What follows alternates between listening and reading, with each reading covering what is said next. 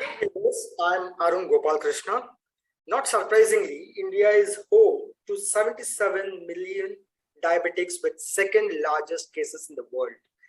Diabetes is associated with lot of age-old and baseless myths that can make the lives of people dealing with this disease very difficult. So here to dispel some common myths, we have with us Dr. Srinivas Rao, a consultant physician and diabetologist, a well-known expert from VS Hospitals. Welcome, Dr. Srinivas. Great to have you with us. Good evening, Arun. To make it easier for our viewers to understand, Dr. Srinivas, I'll be asking you a few common myths. Sure. My first question is like it's a household name today, diabetes, and diabetes is caused by eating lots of sweets and sugar. Well, this is one of the commonest questions that we get from everyone. But we like to believe that it's caused only by eating sweets, isn't it? But that's not actually true. See, eating lots of sweets can lead to weight gain and obesity, which is an indirect cause of diabetes. So if you've gained weight, if you're overweight, that can lead to diabetes, but not eating sweets directly. Now, having said that, if you're a diabetic and then you eat a lot of sweets, it's a different matter altogether because your blood sugars are going to go up anyway once you start eating sweets if you're a diabetic. But to answer the question, does sweets cause diabetes directly? No, it doesn't. It is the obesity and the weight gain that causes diabetes. I don't have any symptoms and I feel well, so I don't need to worry. Can you please educate us on that? You have to repeat the question again, right? I don't have any symptoms and I feel well. Okay. So I don't need to worry. Yes. See, a lot of time, not everyone will present with the classical, the three classical trials of diabetes. Lots of passing, lots of urine, lots of thirst, lots of hunger. Not everybody will develop all these symptoms. See, most of the times the condition is diagnosed when you go for a routine check. You go for a blood check. For example, you have an office camp, or you go for you're going for a operation or something like that, and you get your bloods checked, and then you find that your blood sugars are up. So sometimes you can even have very non-specific symptoms, just blurred vision, or sometimes just headache, or just tiredness. Sometimes you may have some non-healing ulcer. So these are the ways it can present. So it is not always necessary that if you don't have symptoms, you don't have diabetes. For example, if you have obesity, if you are overweight, if you have a strong family history of diabetes, then it is always better to get it checked so that you don't miss it out. Thank you, Dr. Srinivas. Diabetes. My next question is diabetes. Does it affect only older people? Well, we'd like to believe that, isn't it? We'd like to believe that it will affect only older people. See, of late, we are seeing many of the youngsters presenting with symptoms of diabetes. See, it has got a lot to do with your lifestyle, the sedentary habits, the erratic food habits, lack of exercise, all these factors, even lack of sleep, poor sleep pattern, all that will also contribute towards diabetes.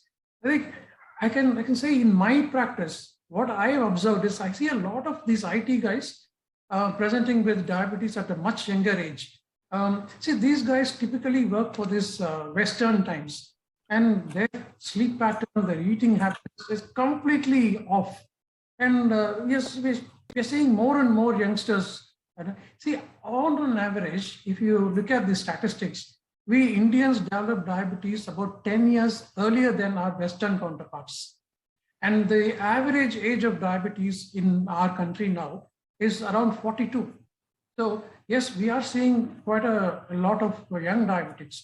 We wish that the answer was true. We see it only in elderly. but that's not always the case. That's very informative. Dr. Srinivas, most of them say that, nobody has diabetes in my family, so that I don't need to worry. Yes, that's also another one. See, it's true that if you have diabetes in the family, you are at a greater risk of developing diabetes. That's true. But, like we discussed the previous question, there are many other factors that play a role. So sometimes the diabetes may be silent. So you may not realize that you have it. So if you have this kind of risk factors, for example, you're overweight, you're obese, you have a sedentary lifestyle, you don't sleep on time, it is always better to get it checked. So because it may not always be because of the family history. So it may come as a surprise that you may find out you have high sugars. So yeah, if you have a family history, you have a risk of diabetes. But that doesn't mean that you won't get it if you don't have a family history. Like I said, there are other factors as well that play a role in this. Thank you, Dr. Srinivas. The next common myth, type 1 diabetes is serious and type 2 is mild. See, they are both completely different forms of diabetes. So, for example, type 1. Type 1 usually we see in younger people. Sometimes it can present in childhood and sometimes in very young adults. See, there are varied, the type 1 nowadays, sometimes we can see in people with, they present with acute infections, and type 1 always, you will require insulin right from the start. That's why it's called type 1. It's also called the insulin dependent diabetes mellitus. That is, you require insulin right from the start to manage your insulin. Whereas type 2 occurs in much older individuals. Well, nowadays we're seeing even younger people get the type 2 diabetes. It is not as young as in type 1 diabetes. Again, type 2 diabetes, you may not require insulin initially. You may be able to manage type 2 diabetes with just lifestyle management, exercise, a very healthy diet, and if you lose weight, all these can probably lead to a better management of type 2 diabetes. But at some point, you may require insulin even in this type 2. To say whether this is more dangerous and that is more, no, it's not. See, both are not dangerous. They can be very well controlled and they can be very well managed with good precautions and lifestyle measures. So there's nothing to worry about. It's not that type 1 is more dangerous or type 2 more dangerous, nothing like that. Thank you, Dr. Srinivas. There's one more common thing which we always hear, that I can stop my medications once the sugar levels are under control. Yeah, wish we can, isn't it? It's not as simple as that. See, why are your sugars better? So you ask yourself that question, why are my sugars better? Is it because I'm on medications? It could be because of your medications. So what happens when you stop your medications? It depends on various factors. See, for example, you're in the early stage of your diabetes, and you are following all the things that your doctors has prescribed, but the regular walks, the exercises, and so on. So in such a situation, your sugars will come back to its baseline, or it will be very well controlled. So are you going to take a charge? Yes, we can try stopping your medicines, but do not stop your medicines without consulting your doctor.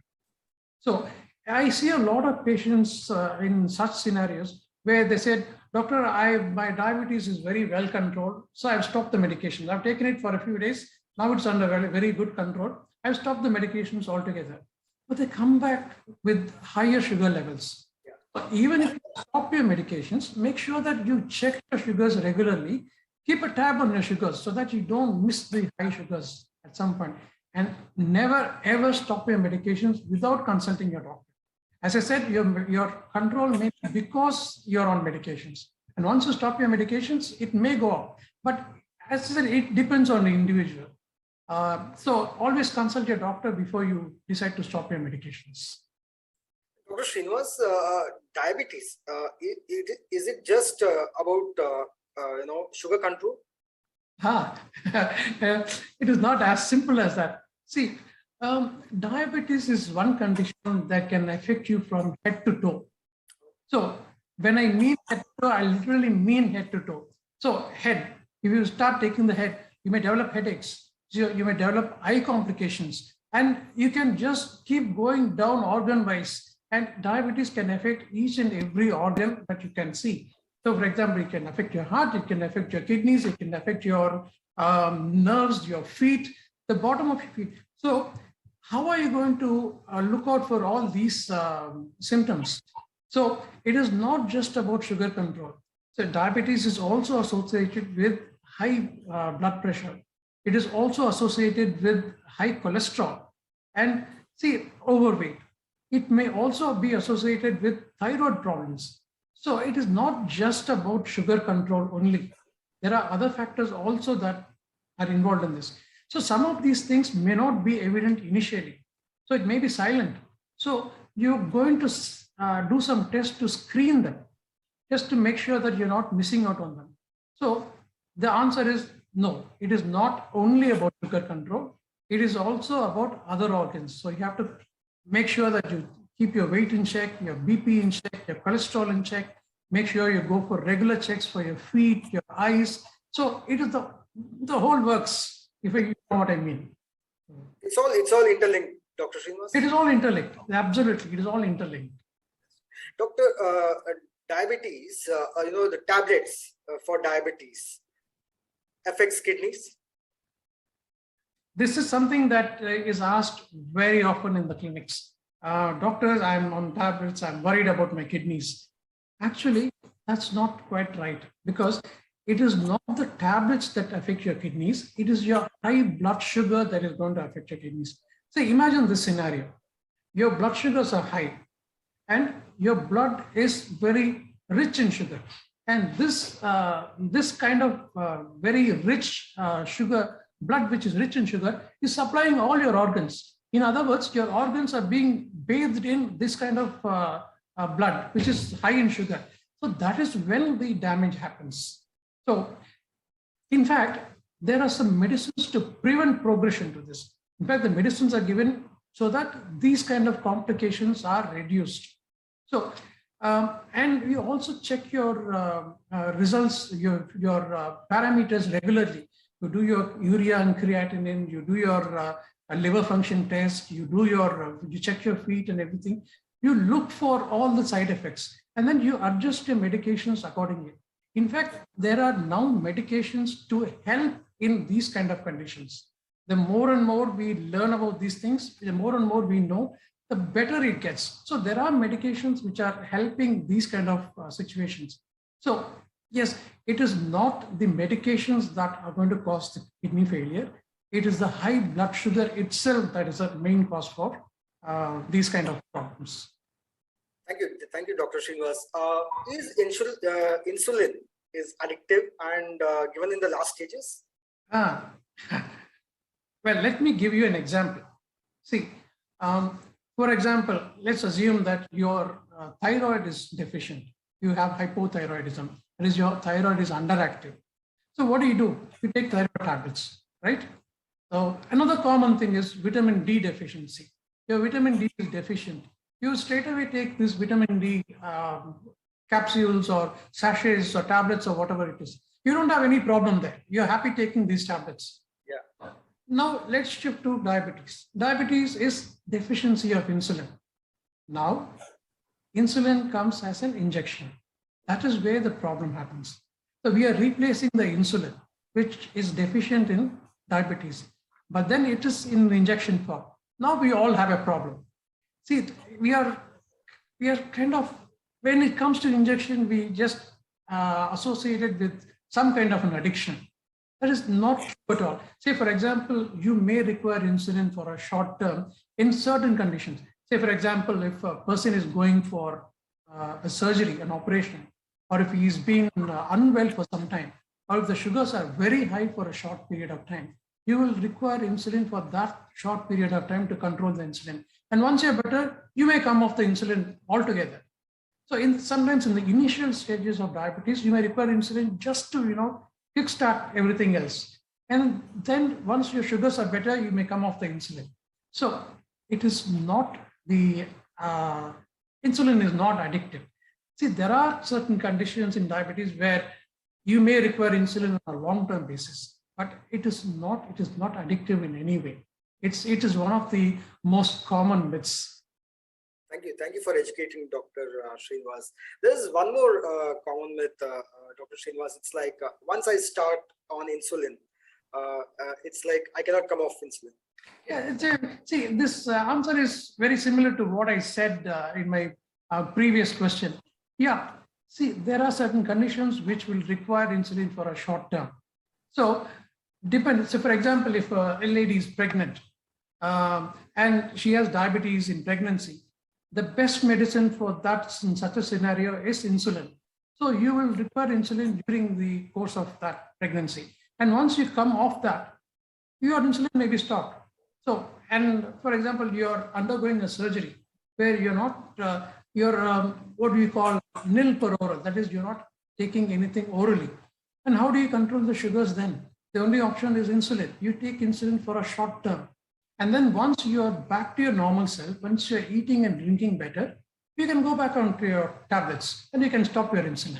So it's not true that once you start insulin, you cannot come off insulin. Yeah, it is possible. Your doctor will help you decide. Your doctor will decide how long the insulin is to be given for and when you can come off the insulin. So that's how it works. Thank you, Dr. Srinivas. Dr. Srinivas, this question wanted to ask you.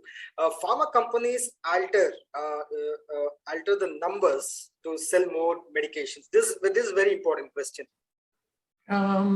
Yes, it's a common perception amongst a lot of people that all these are actually pharma driven. See, we know more about diabetes now than we did about, say, for example, about 20 years ago.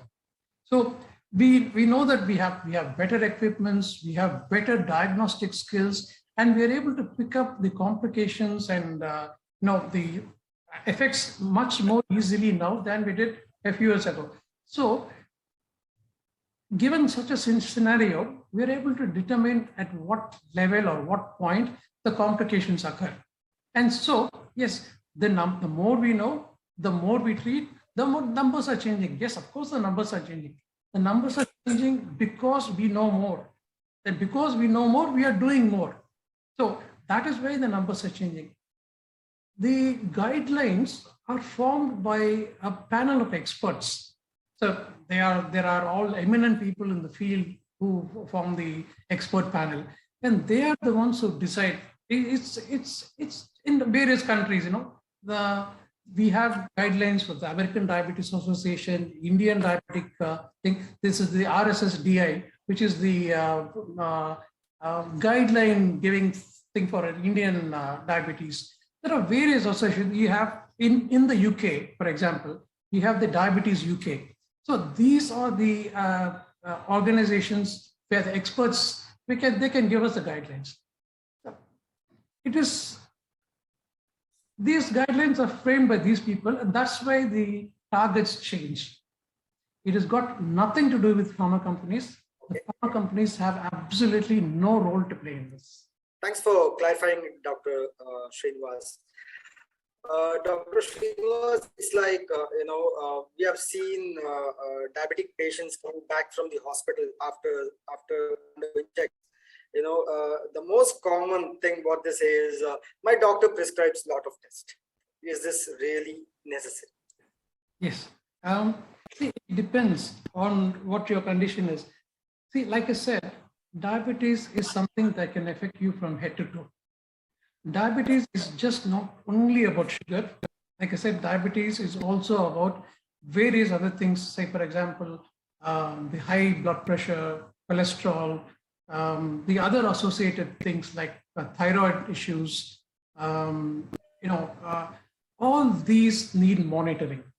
So, for example, if somebody is on diabetes tablets for a long time, are you going to see how the diabetes is progressing? For example, you will need a 3 months average to see how your diabetes is. Is it under control?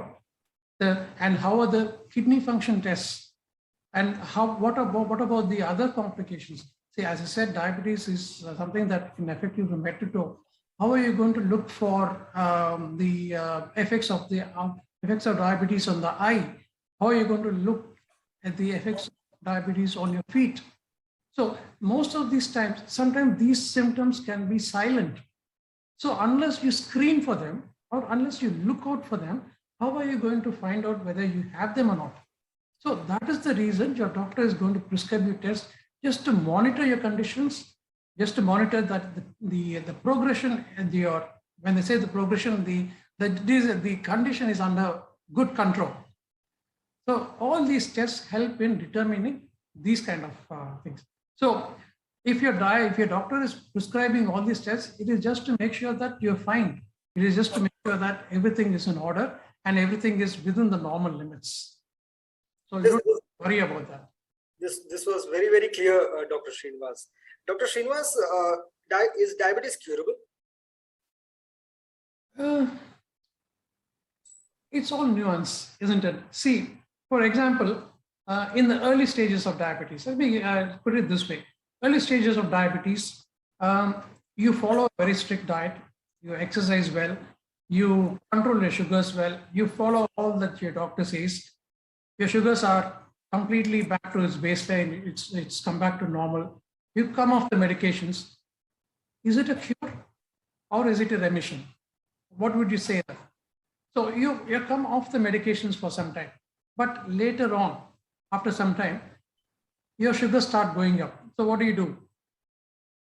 See, diabetes is a chronic condition. When I say chronic condition, it's a lifestyle condition.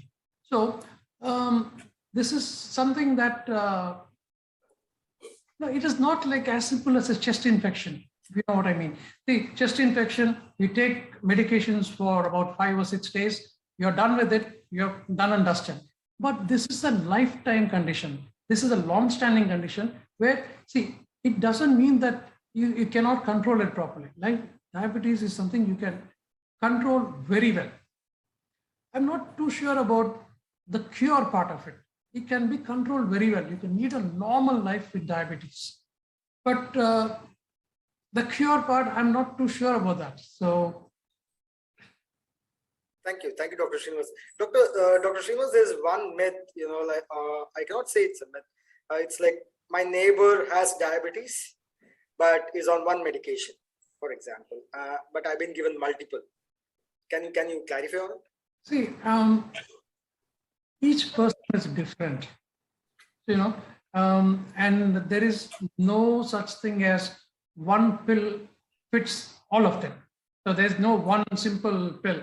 Life would be so easy if there's only just one pill for all, and then you just give one pill and it all disappears. So each individual is completely different. So for example, your neighbor, let's say for your neighbor, the neighbor may just be on the starting stages of diabetes. He may not have any other comorbid conditions. Say, when I say comorbid condition, other associated conditions with diabetes. Like we kept saying again and again during this discussion, the high blood pressure, cholesterol, thyroid issues. So if he doesn't have any of these conditions, it is very simple that he may be just on one medication, or maybe it is just the starting stage.